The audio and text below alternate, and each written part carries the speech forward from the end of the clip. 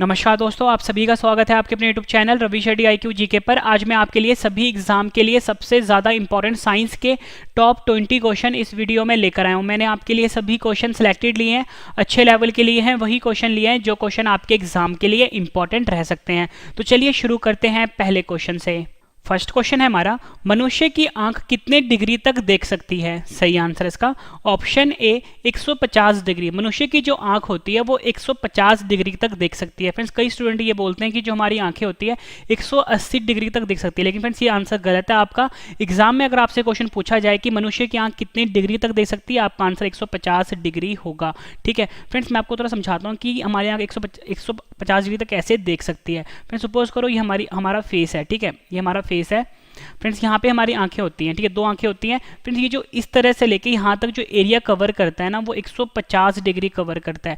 अगर आप 180 की बात करोगे ना फ्रेंड्स, 180 ऐसे होता है, ठीक है, लेकिन जो हमारी आंख होती है ना फ्रेंड्स 180 डिग्री कवर नहीं करती, ये आपने ध्यान रखना है। 150 डिग्री कवर करती है, मतलब अगर हमारी दोनों आंखें जो होती है यहाँ से लेके यहाँ तक वाला एरिया कवर करता है, 150 डिग्री बनता है। ठीक है, इंपॉर्टेंट है आपके एग्जाम के लिए। फ्रेंड्स, यहाँ पे बात हुई है मनुष्य की आंखों की। आपसे एग्जाम में क्वेश्चन पूछा जाता है कि जो हमारी आंख होती है, ठीक है फ्रेंड्स, हमारी आंख कुछ इस तरह की होती है। यहाँ पे जो फ्रेंड्स सफेद वाला पार्ट होता है ना आंख का, ठीक है, जो सफ़ेद वाला पार्ट होता है, सफ़ेद वाला जो हिस्सा होता है उसे क्या बोलते हैं? तो फ्रेंड्स आपका आंसर होगा इसे स्क्लेरा बोलते हैं। ये आपने याद रखना है, स्क्लेरा। यहाँ पे लिख देता हूँ, ये फ्रेंड्स एग्जाम में कई बार पूछा गया क्वेश्चन है। आपसे एग्जाम में पूछा जाता है कि जो मनुष्य की आंख होती है वो कितने मेगापिक्सल की होती है? तो फ्रेंड्स आपका आंसर होगा 576 मेगापिक्सल की होती है। ठीक है, 576 मेगापिक्सल की मनुष्य की आंख होती है। आपसे एग्जाम में क्वेश्चन पूछा जाता है कि जो मनुष्य की आंख के किस भाग पर प्रतिबिंब बनता है, या आप बोल सकते हो इमेज बनता है? तो फ्रेंड्स आपका आंसर होगा रेटिना। ये भी आपने ध्यान रखना है। आपसे फ्रेंड्स एग्जाम में क्वेश्चन पूछा जाता है कि जब भी मनुष्य अपनी आंखों का डोनेट करता है, आंखों का दान करता है, तो आंख का कौन सा हिस्सा दान करता है? तो आपका आंसर होगा कॉर्निया वाला। यहाँ पे लेता हूँ, आंखों का कॉर्निया वाला हिस्सा दान करता है मनुष्य हमेशा नेत्रदान में। आपसे फ्रेंड्स एग्जाम में क्वेश्चन पूछा जाता है कि मनुष्य का शरीर का वह कौन सा हिस्सा है जहां पर रक्त नहीं पाया जाता? काफी बार एग्जाम में पूछा गया, तो आपका आंसर होगा मनुष्य के शरीर का जो आंखों वाला जो कॉर्निया वाला हिस्सा होता है, यहाँ पर रक्त नहीं पाया जाता। अब आप ये बोलोगे फ्रेंड्स कि अगर रक्त नहीं पाया जाता तो यहाँ पे ऑक्सीजन कैसे पहुंचे? क्योंकि फ्रेंड्स जो रक्त होता है ना उसका मेनली काम होता है ऑक्सीजन पहुंचाना। अगर रक्त नहीं होगा तो ऑक्सीजन कैसे पहुंचेगा? फ्रेंड्स, ये जो कॉर्निया होता है ना, ये क्या होता है, जो हमारा वातावरण होता है उसके कॉन्टेक्ट में होता है, ठीक है, और वहीं से फ्रेंड्स ये ऑक्सीजन ले लेता है। ठीक है, इंपॉर्टेंट है।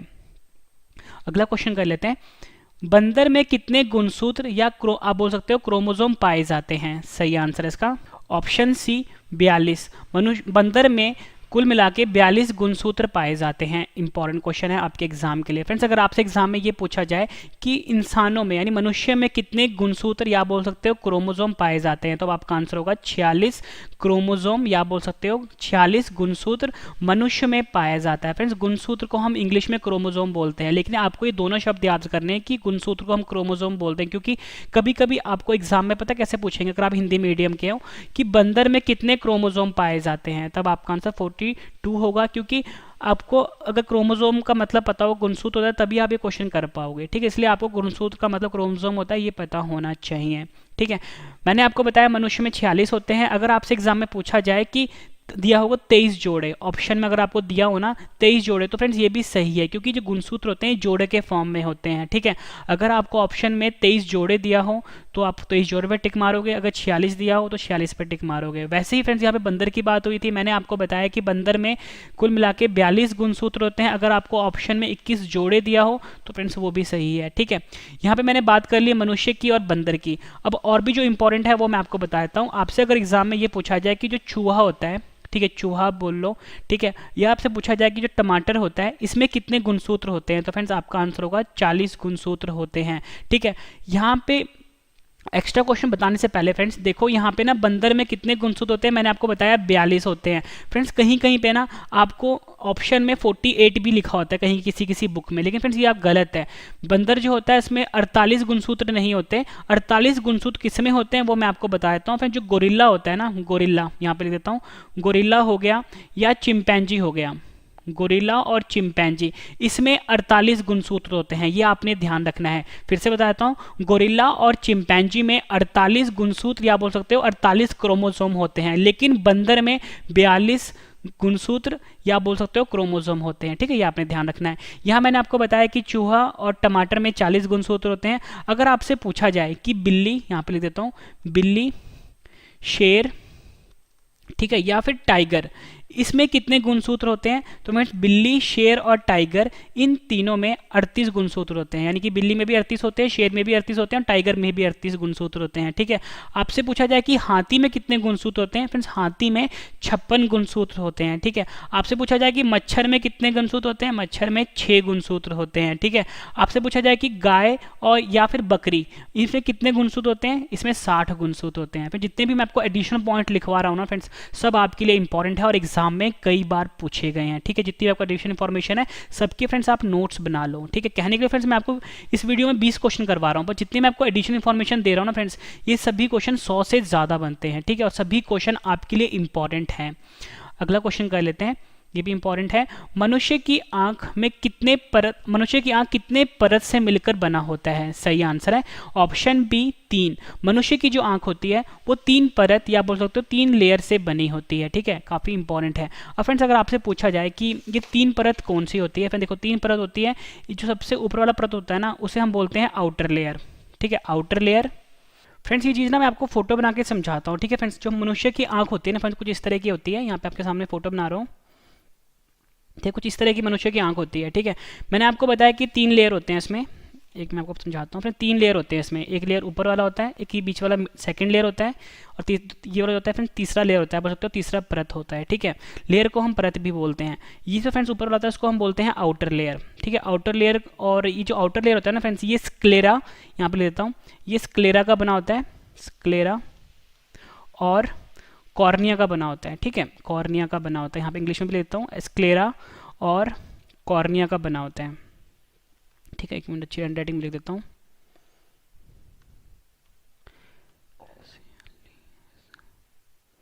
स्क्लेरा एंड कॉर्निया, ठीक है। ये था आउटर लेयर। बीच में आता है फ्रेंड्स सेकंड लेयर, ठीक है। ये सेकंड लेयर जो होता है ना फ्रेंड्स, इसे कहते हैं क्रोइड, यहाँ पे लेता हूँ, इसे कहते हैं हम क्रोइड। और इस क्रोइड में ना फ्रेंड्स खून पाया जाता है, ठीक है, खून पाया जाता है और ऑक्सीजन पाया जाता है, ठीक है। फिर तीसरा लेयर होता है, उसको कहते हैं हम रेटिना, ठीक है, या बोल सकते हो हिंदी में बोलते हैं इसको दृष्टि पटल, ठीक है। 3 लेयर होता है, ठीक है। फ्रेंड्स मैंने आपको बताया कि जो हमारी आंख होती है ना फ्रेंड्स, देखो आंख वाले जो सफ़ेद वाला पार्ट होता है यहाँ पे, उसको हम स्क्लेरा बोलते हैं, और फ्रेंड्स उसके बीच में ही होता है फ्रेंड्स एक जो मैंने आपको बताया कॉर्निया होता है, ठीक है, ये भी आपने ध्यान रखना है। अगला क्वेश्चन कर लेते हैं। और फ्रेंड्स जितने भी मैंने आपको आई से रिलेटेड यानी आंखों से रिलेटेड एक्स्ट्रा क्वेश्चन बताए हैं वो सब आपके लिए इंपॉर्टेंट है। नेक्स्ट क्वेश्चन है हमारा, रेडार की खोज किस वैज्ञानिक ने करी थी। मोस्ट इंपॉर्टेंट क्वेश्चन है आपके एग्जाम के लिए, तो सही आंसर है ऑप्शन डी, उपयुक्त तीनों। फ्रेंड्स मैंने यहाँ पे 3 साइंटिस्ट के नाम लिखे हैं, तीनों साइंटिस्ट के नाम आपने याद रखने हैं। यहाँ पे फ्रेंड्स एक आंसर है हेनरिच हर्ट्ज। ये फ्रेंड्स अगर आप विकीपीडिया पे सर्च मारोगे तो विकीपीडिया या गूगल बताता है हेनरिच हर्ट्ज जो है इन्होंने रेडार की खोज करी थी। एसएससी के एग्जाम में क्वेश्चन पूछा गया था कि रेडार की खोज किस वैज्ञानिक ने करी थी, वहाँ पे आंसर दिया गया था रॉबर्ट वाटसन वाट। और फ्रेंड्स रेलवे एग्जाम में ये क्वेश्चन पूछा गया था तो वहाँ पे आंसर दिया गया था लियो सी योंग। ये तीनों नाम आपने याद रखने हैं फ्रेंड्स, तीनों नाम इसलिए याद रखने हैं क्योंकि फ्रेंड्स ये जो रेडार है, रेडार के अलग अलग टाइप्स आते हैं, तो फ्रेंड्स यहाँ पे ना टाइप्स मेंशन नहीं किया होता एग्जाम में, ठीक है, तो इसलिए आपको तीनों नाम याद रखने हैं। अगर आपसे एग्जाम में पूछा जाए कि रेडार की खोज किसने करी थी तो तीनों में से आपने टिक मारने हैं। रॉबर्ट वाटसन वाट भी सही आंसर है, हेनरिच हर्ट्ज भी सही है और लियो सी योंग भी सही है। फ्रेंड्स यहाँ पे मैंने रेडार लिखा है, ठीक है, रेडार कुछ हम इस तरह से लिखते हैं, इसका फुल फॉर्म होता है रेडियो डिटेक्शन एंड रेंजिंग। यहाँ पे मैं आपके लिख देता हूँ radio detection and ranging. Radio detection and ranging जो है ये रेडार का फुल फॉर्म होता है। और फ्रेंड्स मैं आपको समझाता हूँ कि जो रेडार होता है ये होता क्या है, इसका काम क्या होता है। रेडार जो होता है ना, इसका बेसिकली काम क्या होता है, ये रेडियो तरंगों का प्रयोग करके जो वस्तुएं होता है, मतलब जो दूर स्थित जो भी चीज़ें होती हैं उनका पता लगाता है। जैसे कि इस तरह का एंटीना होता है कि यहाँ पे समझाता हूँ। बेसिकली काम जो होता है, ये एयरफोर्स और जो आर्मी होती है ना वो सेफ्टी यानी सुरक्षा के लिए इस्तेमाल करती है। कुछ इस तरह का एंटीना होता है यहाँ पे, यहाँ से फ्रेंड्स रेडियो वेव जो होती है यानी रेडियो तरंगी होती है वो बाहर निकलती है, और जो भी एरोप्लेन होता है ना फ्रेंड्स, अगर किसी भी कंट्री में एंटर हो रहा है तो ये उसका पता लगा लेती है, ठीक है, रेडार जो होता है। तो काफ़ी ज़्यादा इंपॉर्टेंट है। और मैंने फुल फॉर्म बताया, रेडियो डिटेक्शन एंड रेंजिंग्स का फुल फॉर्म होता है रेडियो तरंगों का इसमें प्रयोग होता है। और 3 साइंटिस्ट के नाम बताए हैं, तीनों साइंटिस्ट का नाम आप याद कर लो। फ्रेंड्स मैं आपको बता दूं, इस वीडियो में मोस्ट इंपॉर्टेंट 20 क्वेश्चन करवाऊंगा। जब 20 क्वेश्चन कंप्लीट हो जाएंगे एक बार सभी क्वेश्चन रिवीजन भी करवाने वाला हूं, ताकि फ्रेंड्स आपको सभी के सभी क्वेश्चन इसी वीडियो में अच्छे से समझ में आ जाएं और याद भी हो जाएं। फ्रेंड्स जब मैं आपको ये 20 क्वेश्चन करवा दूंगा, रिवीजन भी करवा दूंगा, उसके बाद फ्रेंड्स मैंने आपके लिए 10 क्वेश्चन का ऑनलाइन टेस्ट भी रखा है। मैं आपको इतनी शॉर्ट ही देता हूं कि फ्रेंड्स पूरा वीडियो देखने के बाद एक एक क्वेश्चन आपको इसी वीडियो में याद होने वाले हैं। अगला क्वेश्चन है हमारा, विद्युत धारा जिसे कि हम इलेक्ट्रिक करंट भी बोलते हैं की इकाई क्या होती है? सही आंसर इसका ऑप्शन सी, एम्पेयर। एम्पेयर जो होता है ये विद्युत धारा या बोल सकते हो इलेक्ट्रिक करंट की इकाई होती है। मोस्ट इंपॉर्टेंट क्वेश्चन है आपके एग्जाम के लिए। फ्रेंड्स यहाँ पे ना इकाई वाले क्वेश्चन आए हैं, कुछ और भी इंपॉर्टेंट क्वेश्चन आपके एग्जाम के लिए बनते हैं, वो मैं आपको बता देता हूँ। अगर आपसे एग्जाम में पूछा जाए कि लंबाई की इकाई क्या होती है, तो फ्रेंड्स आपका आंसर होगा मीटर जो होता है ये लंबाई की इकाई होती है। आपसे पूछा जाए कि समय की एसआई इकाई क्या होती है, तो समय की इकाई होती है सेकेंड, ठीक है, ये भी आपने याद रखना है। आपसे पूछा जाए कि जो द्रव्यमान होता है, द्रव्यमान को हम इंग्लिश में मास भी बोलते हैं, इसकी इकाई क्या होती है, तो इसकी इकाई होती है किलोग्राम, ये आपने ध्यान रखना है। अगर आपसे पूछा जाए कि ताप की एसआई इकाई क्या होती है, ताप की एसआई इकाई होती है केल्विन, ठीक है, केल्विन जो है ताप की एसआई इकाई होती है। वैसे फ्रेंड जो ताप होता है ना, सेल्सियस भी इसकी इकाई होती है, फ़ारेनहाइट भी इसकी इकाई होती है, लेकिन अगर आपसे पूछा जाए कि एसआई वाली इकाई कौन सी होती है, तो आपका आंसर केल्विन होगा, ठीक है। उसके फ्रेंड्स आपसे पूछा जाता है कि पदार्थ का परिमाण, ठीक है, पदार्थ, यहाँ पे लिख देता हूँ, पदार्थ का परिमाण, इसका इकाई क्या होता है, तो इसका इकाई होता है मोल, ठीक है, यहाँ पे देता हूँ परिमाण, इसका इकाई होता है मोल। पदार्थ का परिमाण को हम अमाउंट ऑफ सब्सटेंस भी बोलते हैं, ठीक है, और इसकी इकाई होती है मोल। आपसे पूछा जाता है कि ज्योति तीव्रता की इकाई क्या होती है, तो आपका आंसर होगा कैंडेला। ये क्वेश्चन भी आपके एग्जाम के लिए इंपॉर्टेंट है। अगला क्वेश्चन कर लेते हैं, न्यूटन के किस नियम को गैलीलियो का नियम भी कहते हैं? काफी इंपॉर्टेंट है ये। सही आंसर है ऑप्शन ए, न्यूटन के गति का प्रथम नियम। न्यूटन के गति का प्रथम नियम जो होता है इसे गैलीलियो का नियम भी कहते हैं। फ्रेंड्स इसे जड़त्व का नियम भी कहते हैं। पिछली वीडियो में मैंने आपको करवाया था कि जो जड़त्व का नियम होता है वो न्यूटन के किस नियम को कहते हैं, तब आपका आंसर मैंने बताया था कि न्यूटन की गति का जो प्रथम नियम होता है उसे जड़त्व का नियम भी कहते हैं, ठीक है, और गैलीलियो का नियम भी कहते हैं। दोनों क्वेश्चन एग्जाम में पूछे गए हैं, इंपॉर्टेंट है। और फ्रेंड्स मैं आपको बताता हूँ कि जो न्यूटन है ना, इसकी गति के 3 नियम हैं, ठीक है, 3 नियम है इसके। तो मैं जो मैं यहाँ पे ना प्रथम नियम की बात हुई है वो मैं आपको समझा देता हूँ कि क्या होता है। देखो फ्रेंड्स, जो न्यूटन था इसने बताया था यदि कोई वस्तु विराम अवस्था में है तो वो विराम अवस्था में ही रहेगी, और यदि वह एक समान चाल से सीधी रेखा में चल रही है तो वो वैसे ही चलती रहेगी जब तक उस पर कोई बाहरी बल लगाकर उसकी वर्तमान अवस्था में परिवर्तन ना किया जाए, ठीक है। ये कहा था न्यूटन की गति के प्रथम नियम ने। कुछ एग्जाम्पल देता हूं मैं आपको। फ्रेंड्स आप कोई भी पुरानी कंबल जो होता है, पुराना कंबल हो गया आपका या दरी हो गया, जब उसको फ्रेंड्स आप उस पर जोर से डंडा मारते हो कंबल या दरी के ऊपर, उसमें से फ्रेंड्स काफ़ी ज़्यादा डस्ट पार्टिकल्स निकलते हैं, ठीक है। जब तक कंबल वो पड़ा हुआ था, जैसे रखा हुआ था, तो उस पर कोई हरकत नहीं हो रही थी। जैसे इस पर आपने बाहरी बल लगाया, इस पर डंडा मारा या दरी पे बड़ा डंडा मारा, तो उसमें से धूल निकलने या फिर उसमें डस्ट पार्टिकल निकलने शुरू हो गए। ये न्यूटन का गति का प्रथम नियम का एग्जाम्पल है। एक एग्जाम्पल मैं आपको और देता हूँ। फ्रेंड्स देखो, कभी भी अगर आप मोटरसाइकिल पे या गाड़ी में बैठे हो, गाड़ी जैसी स्टार्ट होती है तो आपको क्या है ना फ्रेंड्स, पीछे को झटका लगता है, पीछे को है ना, झटका लगता है ना, पीछे को झटका लगता है जब भी गाड़ी स्टार्ट होती है, मोटरसाइकिल स्टार्ट होती है। तो वो भी न्यूटन का जो गति का पहला नियम है वो उसके पीछे एक प्रिंसिपल होता है, ठीक है। एग्जाम्पल मैं आपको और देता हूँ। आप बस में बैठे हो, बस वाले ने जोर से ब्रेक मारी, आप आगे की तरफ झटका लगता है आपको, वो भी फ्रेंड्स न्यूटन के गति का प्रथम नियम के कारण ही होता है, ठीक है, इंपॉर्टेंट है। अगला क्वेश्चन कर लेते हैं, ये भी काफ़ी बार एग्जाम में पूछा गया है। सोलर सेल किस ऊर्जा को किस ऊर्जा में परिवर्तित करता है? मोस्ट इंपॉर्टेंट क्वेश्चन आपके एग्जाम के लिए। आंसर है इसका ऑप्शन सी, सौर ऊर्जा को विद्युत ऊर्जा में। फिर से बता देता हूँ, जो सोलर सेल होता है ये सौर ऊर्जा को विद्युत ऊर्जा में कन्वर्ट करता है, यानी कि सोलर एनर्जी को, यहाँ पे लिख देता हूँ, सोलर एनर्जी को ही हम सौर ऊर्जा बोलते हैं।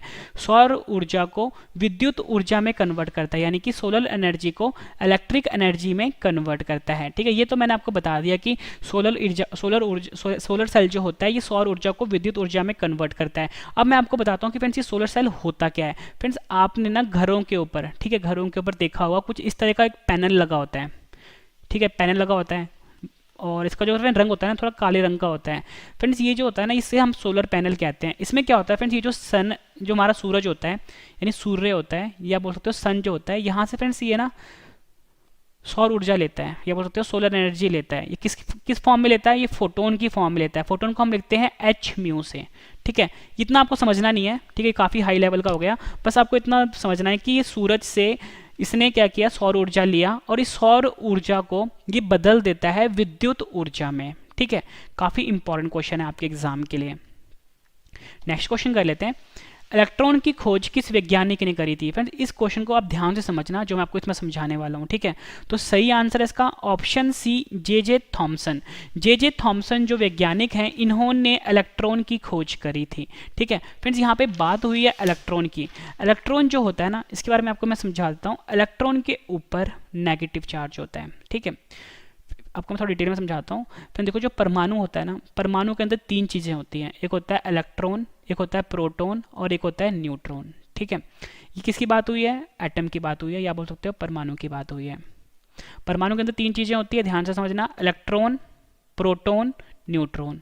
अगर आपसे पूछा जाए कि नाभिक, नाभिक को हम न्यूक्लियस बोलते हैं, यहाँ पर लिख देता हूँ न्यूक्लियस बोलते हैं, इसके अंदर क्या चीज़ें पाई जाती हैं। तो फ्रेंड्स आपने ध्यान रखना है कि नाभिक के अंदर प्रोटॉन, ठीक है, प्रोटॉन और न्यूट्रॉन पाया जाता है, ठीक है। यहाँ पे लेता हूँ प्रोटॉन और न्यूट्रॉन पाया जाता है नाभिक के अंदर या बोल सकते हो न्यूक्लियस जो होता है, ठीक है, न्यूक्लियस जो होता है इसके अंदर फ्रेंड्स इलेक्ट्रॉन नहीं पाया जाता, ये आपने ध्यान रखना है। नाभिक के अंदर सिर्फ प्रोटॉन और न्यूट्रॉन पाए जाते हैं, इलेक्ट्रॉन नहीं पाया जाता। लेकिन जो एटम होता है यानी जो परमाणु होता है इसके अंदर प्रोटॉन भी होता है, इलेक्ट्रॉन भी होता है, न्यूट्रॉन भी होता है, मतलब तीन चीज़ें होती हैं और यहाँ पे दो चीज़ें होती हैं।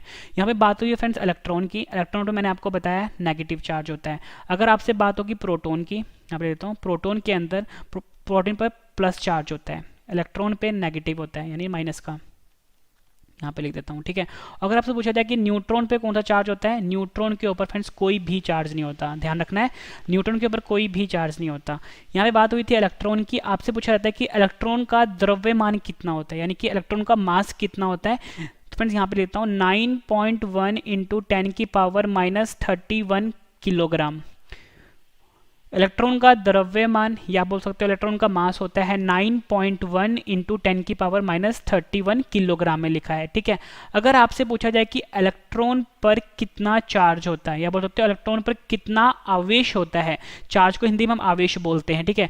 तो इलेक्ट्रॉन पर फ्रेंड जो आवेश होता है ना वो होता है माइनस, क्योंकि इलेक्ट्रॉन की बात हो रही है, मैंने यहाँ पे बताया कि इलेक्ट्रॉन पे माइनस होता है, यहाँ पे लिखा है मैंने माइनस 1.6 इंटू 10⁻⁻19 कूलम्ब, ठीक है। कूलम्ब को हम सी से लिखते हैं, सी से लिखते हैं हम कूलम्ब को, यानी फ्रेंड जो चार्ज होता है ना, जो आवेश होता है ना उसको हम कूलम्ब से लिखते हैं। तो ये सी का मतलब क्या हुआ, कूलम्ब। ये भी ध्यान रखना, एग्जाम में पूछा जाता है कि जो आवेश होता है उसकी इकाई क्या होती है, आवेश की इकाई कूलम्ब होती है, ठीक है। ये तो बात होगी फ्रेंड्स इलेक्ट्रॉन की। इलेक्ट्रॉन की खोज किसने करी थी, जे थॉमसन की। इतने क्वेश्चन बनते हैं इलेक्ट्रॉन में जो मैंने आपको बताया अभी। अब हम बात करते हैं फ्रेंड्स प्रोटॉन की। प्रोटॉन पे मैंने आपको बताया प्लस का चार्ज होता है या बोल सकते हो पॉजिटिव चार्ज होता है प्रोटॉन के ऊपर। अब हम बात करते हैं प्रोटॉन की। तो मैंने आपको फ्रेंड्स आपसे एग्जाम में क्वेश्चन पूछा था कि जो प्रोटॉन होता है इसकी खोज किसने करी थी। ध्यान रखना है फ्रेंड्स, प्रोटॉन की खोज जो करी थी वो रदरफोर्ड ने करी थी। मैंने पिछली वीडियो में आपको गोल्डस्टीन का नाम लिखा था, लेकिन फ्रेंड्स गोल्डस्टीन का नाम मैंने आपको इसलिए लिखाया था ना क्योंकि जो गोल्डस्टीन था, कभी कभी एग्जाम में ना क्वेश्चन में प्रोटॉन की खोज किसने करी थी गोल्डस्टीन भी दे देते हैं, क्योंकि जो गोल्डस्टीन है इसने ये बताया था कि प्लस जो होता है ना प्रोटॉन जो होता है इसके वजह प्लस का जो बताया था ना वो गोल्डस्टीन ने बताया था, लेकिन इसे कम्प्लीटली एक्सप्लेन नहीं कर पाया था। लेकिन जो रदरफोर्ड है इसने कम्प्लीटली एक्सप्लेन कर दिया था।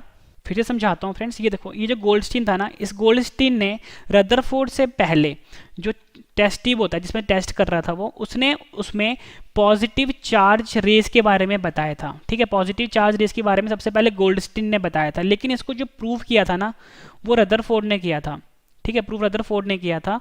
इसलिए फ्रेंड जो 100% क्रेडिट जाता है वो रदरफोर्ड को जाता है, लेकिन आपको दोनों नाम याद रखने, एग्जाम में दोनों बार अलग अलग पूछे गए हैं, ठीक है।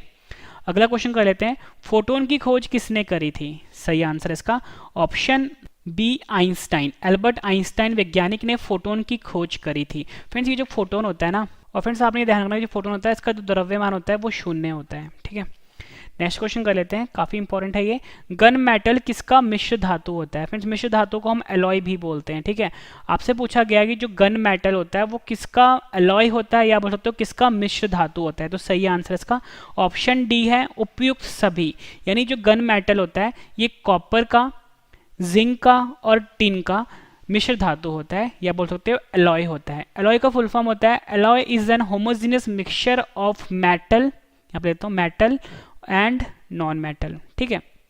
मेटल को हम धातु भी बोलते हैं, मतलब फ्रेंड्स एक तरह का मिक्सचर होता है मेटल का और नॉन मेटल का, ठीक है। नॉन मेटल का मेटल को हम धातु बोलते हैं और इसको हम अधातु बोलते हैं, नॉन मेटल को, ठीक है। और मैंने यहाँ पे एक वर्ड यूज़ किया है होमोजीनियस, ठीक है। अब फ्रेंड्स यहाँ पे ना बात हुई है कॉपर की। कॉपर का जो फ्रेंड्स सिंबल होता है वो आपने ध्यान रखना है Cu होता है, ठीक है, Cu होता है। जिंक का सिंबल जो होता है Zn होता है। टिन का सिंबल जो होता है Sn होता है, ठीक है। और ये तीनों जो है गन मेटल का मिश्र धातु होता है, बोलते गन मेटल का एलॉय होता है। कॉपर को हिंदी में हम तांबा बोलते हैं, जिंक को हिंदी में हम जस्ता भी बोलते हैं, लेकिन इतना आपको बस आपको कॉपर याद रखना है, कॉपर जिंक टिन का ये मिश्र धातु होता है, ठीक है। बात हुई है कॉपर की। कॉपर का सिंबल Cu होता है और कॉपर का जो फ्रेंड्स एटॉमिक नंबर यानी परमाणु क्रमांक जो होता है वो होता है 29, ठीक है, ये आपने याद रखना है। बात हुई है जिंक की। जिंक का सिंबल Zn होता है और इसका एटॉमिक नंबर होता है 30 यानी 30। बात हुई यहाँ पे टिन की। टिन का सिंबल मैंने आपको Sn बताया, इसका परमाणु क्रमांक होता है 50, ठीक है। अब तो फ्रेंड्स मैंने आपको ये कॉपर जिंक टिन के बारे में बता दिया।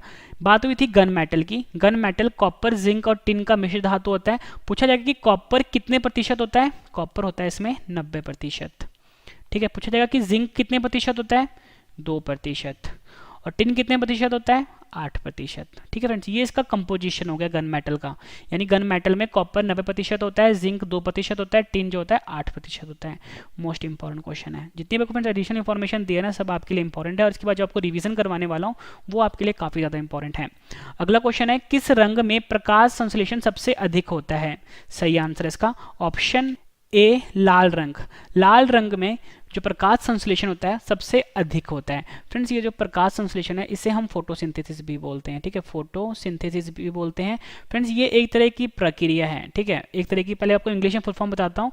Photosynthesis is a process by which plants makes food in the presence of sunlight.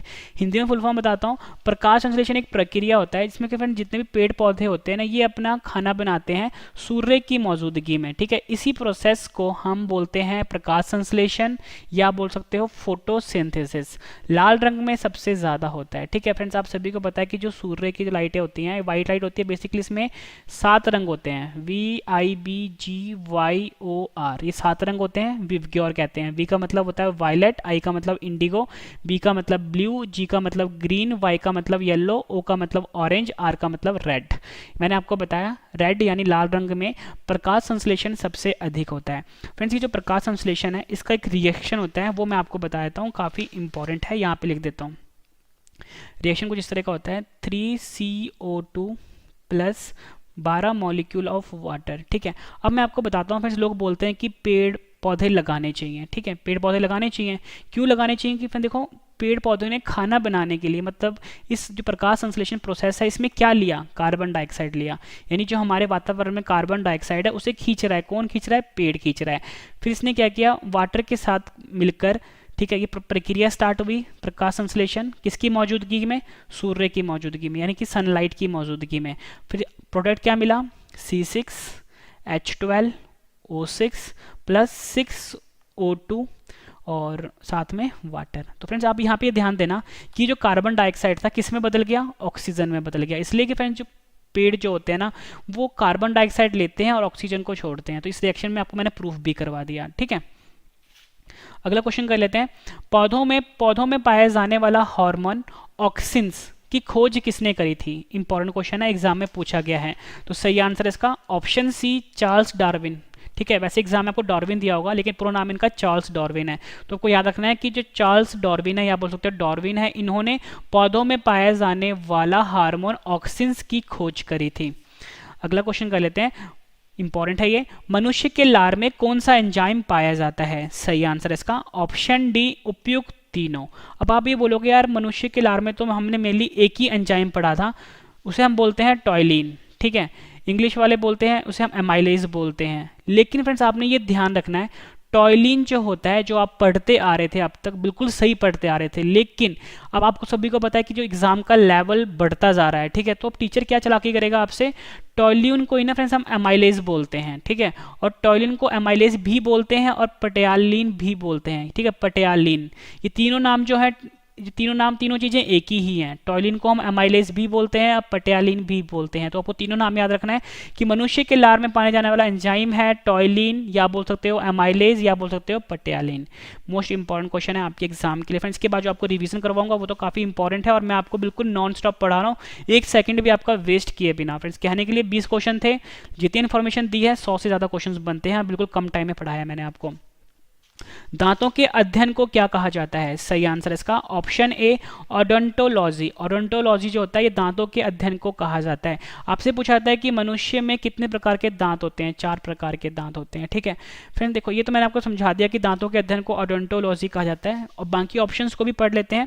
यहाँ पे फ्रेंड्स एंथोलॉजी आया था। एंथोलॉजी जो होता है फ्रेंड्स ये फूलों के अध्ययन को कहा जाता है, फूलों के अध्ययन को एंथोलॉजी कहा जाता है। यहाँ पे एस्ट्रोनॉमी आया था। एस्ट्रोनॉमी में हम खगोलीय पिंड जो होते हैं इसका अध्ययन करते हैं। यहाँ पे ऑरोलॉजी आया था, काफ़ी इंपॉर्टेंट है, इसमें हम माउंटेन्स या बोल सकते हैं पर्वतों का अध्ययन करते हैं, ठीक है, ये भी इंपॉर्टेंट है। अगला क्वेश्चन कर लेते हैं। मानव शरीर में संक्रमण को रोकने में मदद करने वाला विटामिन कौन सा है? काफी इंपॉर्टेंट क्वेश्चन है आपके एग्जाम के लिए। सही आंसर है option A vitamin A. Vitamin A जो है ये मानव शरीर में संक्रमण को रोकने में मदद करने वाला विटामिन है, ठीक है। ये तो मैंने आपको बता दिया कि मानव शरीर में संक्रमण को रोकने वाला विटामिन ए मदद करता है। आपसे पूछा जाता है कि जो विटामिन ए है इसका वैज्ञानिक नाम क्या है? फ्रेंड्स वैज्ञानिक नाम है इसका रेटिनोल, ठीक है, ये आपने ध्यान रखना है, रेटिनोल वैज्ञानिक नाम है विटामिन ए का। आपसे पूछा जाता है कि जो रतौंधी बीमारी होती है वो किस विटामिन की कमी के कारण होता है? रतौंधी बीमारी विटामिन ए की कमी के कारण ही होता है, ठीक है। ये क्वेश्चन भी इंपॉर्टेंट है, एग्जाम में पूछा गया है। अगला क्वेश्चन है हमारा, टेटनस बीमारी मनुष्य के किस अंग को प्रभावित करता है? सही आंसर है ऑप्शन सी तंत्रिका तंत्र। तंत्रिका तंत्र को टेटनस बीमारी जो होता है ये प्रभावित करता है। फ्रेंड्स ये जो तंत्रिका तंत्र है इसे हम नर्वस सिस्टम भी बोलते हैं, ठीक है, नर्वस सिस्टम भी बोलते हैं तंत्रिका तंत्र को, और इसे टेटनस बीमारी जो होता है ये प्रभावित करता है। आपसे पूछा जाता है एग्जाम में क्वेश्चन, ठीक है। टेटनस बीमारी को हम लॉकजा बीमारी भी कहते हैं, ठीक है, लॉकजा बीमारी भी कहते हैं टेटनस को, ये भी आपने ध्यान रखना है, ठीक है। अब फ्रेंड्स हम बात करते हैं। फ्रेंड्स मैं आपको बता दूं कि मेरा एक और चैनल है करंट अफेयर का, बहुत ही एक्सपर्ट लेवल का करंट अफेयर पढ़ाया जाता है और पूरा पीडीएफ भी दिया जाता है, बिल्कुल एक्सप्लेन वाला PDF. Ravi study IQ GK 2.0 आपको सर्च करना है, रवि स्टडी IQ जीके 2.0, ये मेरा करंट अफेयर का चैनल है, इसे भी आप सब्सक्राइब कर लीजिए। यहाँ पे मैथ्स भी पढ़ाया जाता है, ठीक है। टेलीग्राम, फेसबुक, इंस्टाग्राम पे फॉलो कर सकते हो, रवि स्टडी IQ जीके नाम से है। अगला क्वेश्चन है हमारा, टाइफाइड बीमारी किस जीवाणु के कारण होता है? सही आंसर है इसका ऑप्शन ए साल्मोनेलो टाइफी। टाइफी जो है ये टाइफाइड बीमारी के जीवाणु का नाम है, ठीक है, जीवाणु को हम वायरस भी बोलते हैं, ठीक है।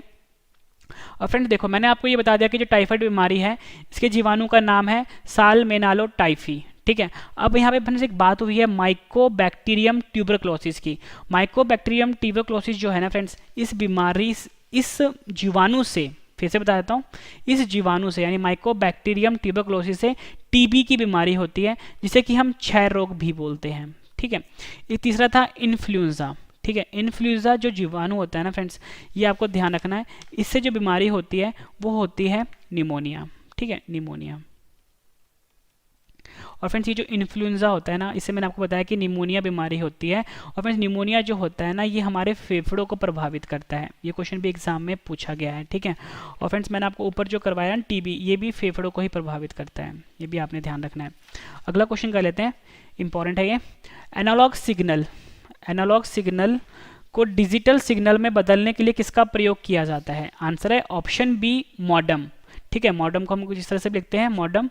मॉडम का प्रयोग किया जाता है एनालॉग सिग्नल को डिजिटल सिग्नल में बदलने के लिए। मॉडम का फुल फॉर्म आपसे एग्जाम में पूछा जाता है कि मॉड्यूलेटर का फुल फॉर्म क्या होता है? इसका फुल फॉर्म होता है मॉड्यूलेटर डीमॉड्यूलेटर, ठीक है, याद रखना है आपको, modulator, modulator and D modulator जो होता है ये मॉडम का फुल फॉर्म होता है। फ्रेंड्स ये जो एनालॉग सिग्नल होता है, एनालॉग सिग्नल कुछ इस तरह का होता है, ठीक है। और ये डिजिटल जब हम मॉडुलेटर लगाते हैं ये इसे 0-1 की फॉर्म में कन्वर्ट कर देगा, इसे कहते हैं हम डिजिटल सिग्नल। तो बस आपको इतना ध्यान रखना है कि एनालॉग सिग्नल को डिजिटल सिग्नल में बदलने के लिए मॉडुलेटर का प्रयोग किया जाता है। अगला है हमारा अमीटर का प्रयोग किस लिए किया जाता है। सही आंसर है इसका ऑप्शन सी, विद्युत धारा को मापने के लिए, मतलब हमारे पास कोई भी जो सर्किट है उसमें विद्युत धारा को मापने के लिए हम अमीटर का प्रयोग करते हैं। ठीक है, इसका स्पेलिंग ठीक कर लो, AMMETER होता है। अमीटर का प्रयोग करते हैं हम विद्युत धारा को मापने के लिए। आखिरी क्वेश्चन करते हैं इस वीडियो का, इसके बाद मैं आपको रिवीजन करवाऊंगा। बच्चे का लिंग का निर्धारण किसके गुणसूत्र पर निर्भर करता है। आंसर है इसका ऑप्शन ए, पिता के गुणसूत्र पर निर्भर करता है। लेकिन फ्रेंड्स लोगों में अब इतनी समझ नहीं है कि अगर घर में अगर लड़की पैदा हो जाती है तो वो सारा ब्लेम उसकी माँ पे डाल देते हैं, लेकिन ये चीज़ें गलत है फ्रेंड्स। बच्चा पैदा हो रहा है, चाहे लड़का पैदा होगा चाहे लड़की पैदा होगी, वो जो डिपेंड करता है फ्रेंड्स वो पिता के गुणसूत्र पे करता है। क्योंकि फ्रेंड्स जो पिता होता है ना, यहाँ पे समझाता हूँ मैं आपको कि जो लड़का होता है और लड़की कैसे पैदा होती है। यहाँ पिता है और यहाँ पे मैं लिखता हूँ माता। ठीक है, फिर जो पिता होता है ना, ये आपको ध्यान रखना है, पिता में जो गुणसूत्र पाया जाता है वो पाया जाता है XY। ठीक है, और जो माता होती है इसमें गुणसूत्र पाया जाता है XX। ठीक है, पिता में XY होता है और माता में XX होता है। कभी भी अगर पिता का गुणसूत्र अगर X और माता गुणसूत्र X आएगा तो हमेशा फ्रेंड्स आपने ये ध्यान रखना है जो बच्चा पैदा होगा ना तो लड़की पैदा होगी। ठीक है, लड़की पैदा होगी। तो फ्रेंड्स आप यहाँ पे ध्यान देना कि अगर पिता का Y इस्तेमाल हो जाता तो फिर तो लड़के ने लड़का पैदा होना था, है ना। अगर फिर से ध्यान देना, अगर पिता का Y, ठीक है, पिता का Y इस्तेमाल होगा और माता का X इस्तेमाल होगा तो लड़का पैदा होगा। ठीक है, ये तो बात होगी मैं लड़का और लड़की की। मैंने आपको बता दिया कि XX में लड़की पैदा होती है और Y या XY में लड़का पैदा होता है। तो फ्रेंड्स यहाँ पे तो देखो ना कि माता में तो एक जैसा ही है, डिपेंड किस पे कर रहा है, पिता के डिपेंड कर रहा है। अगर पिता का गुणसूत्र अगर X आ रहा है तो लड़की पैदा हो रही है, अगर Y निकल रहा है तो लड़का पैदा होगा, है ना। तो फ्रेंड्स इसमें आप खुद देखो ना कि जो बच्चे का लिंग का निर्धारण होता है वो पिता के गुणसूत्र पे डिपेंड करता है। फ्रेंड्स मैंने आपको ये 20 क्वेश्चन करवाए, उम्मीद करता हूँ फ्रेंड्स आपको सभी क्वेश्चन अच्छे से समझ में आ गए होंगे। फ्रेंड्स अब मैं आपको सभी क्वेश्चन एक बार फटाफट से रिवीजन करवा देता हूँ ताकि फ्रेंड्स आपको सभी क्वेश्चन इसी वीडियो में अच्छे से समझ में आ जाए और याद भी हो जाए। सबसे बेहतरीन तरीका होता है पढ़ने के पहले आप पढ़ो, उसके बाद रिवीजन करो और उसके बाद फिर टेस्ट दे दो। तो उसी बेहतरीन तरीके से मैं आपको पढ़ा रहा हूँ। चलिए स्टार्ट करते हैं रिवीजन पहले क्वेश्चन से। मनुष्य आंखों से कितने डिग्री तक देख सकता है। आंसर है 150 डिग्री तक। बंदर में कितने गुणसूत्र या क्रोमोसोम पाए जाते हैं। आंसर है 42। मनुष्य की आंख कितने परत से मिलकर बना होता है। आंसर है 3। रडार की खोज किस वैज्ञानिक ने की थी। आंसर है रॉबर्ट वाटसन वाट और हेनरिच हर्ट्ज और लियो सी योंग। विद्युत धारा यानी इलेक्ट्रिक करंट की इकाई क्या होती है। आंसर है एम्पेयर। न्यूटन के किस नियम को गैलीलियो का नियम भी कहते हैं। आंसर है न्यूटन की गति का प्रथम नियम। अगला है हमारा सोलर सेल किस ऊर्जा में परिवर्तित करता है। आंसर है सौर ऊर्जा को विद्युत ऊर्जा में परिवर्तित करता है।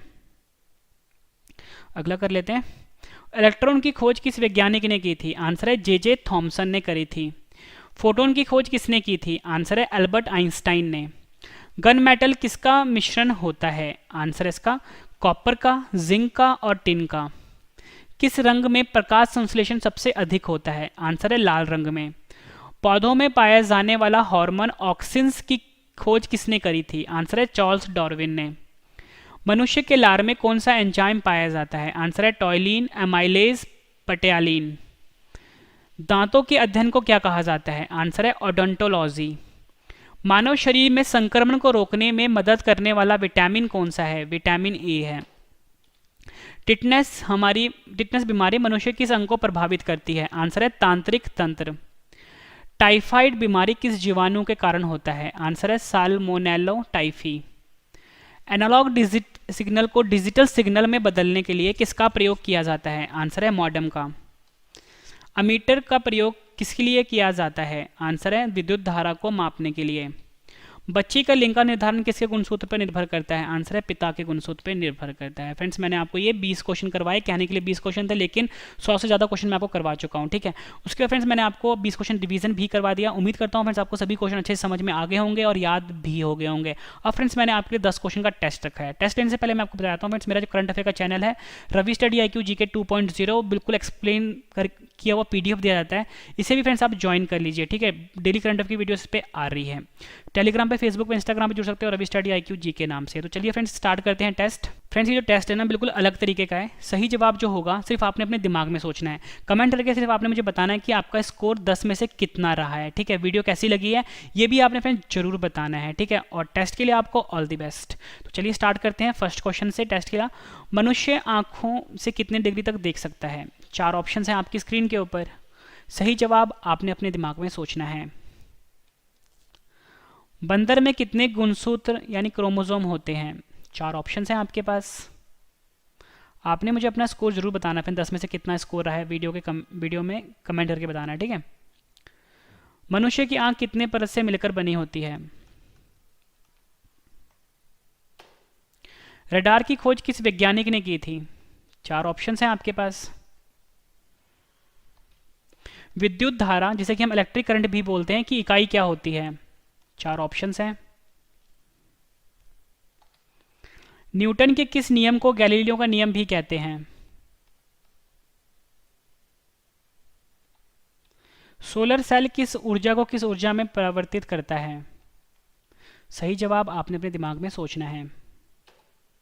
इलेक्ट्रॉन की खोज किस वैज्ञानिक ने की थी? फोटोन की खोज किसने करी थी? आखिरी क्वेश्चन है टेस्ट का अब। गन मेटल किसका मिश्र धातु होता है?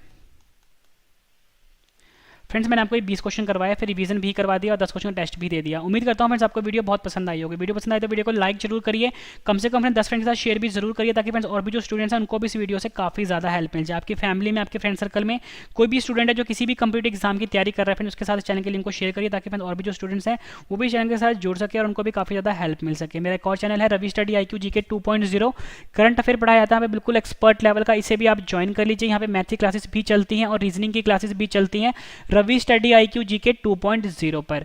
टेलीग्राम पे, फेसबुक पे, इंस्टाग्राम पे आप मुझे फॉलो कर सकते हो, रवि स्टडी IQ जी के नाम से है। तो फ्रेंड्स अब हम मिलते हैं नेक्स्ट वीडियो में। Thank you and wish you all the best.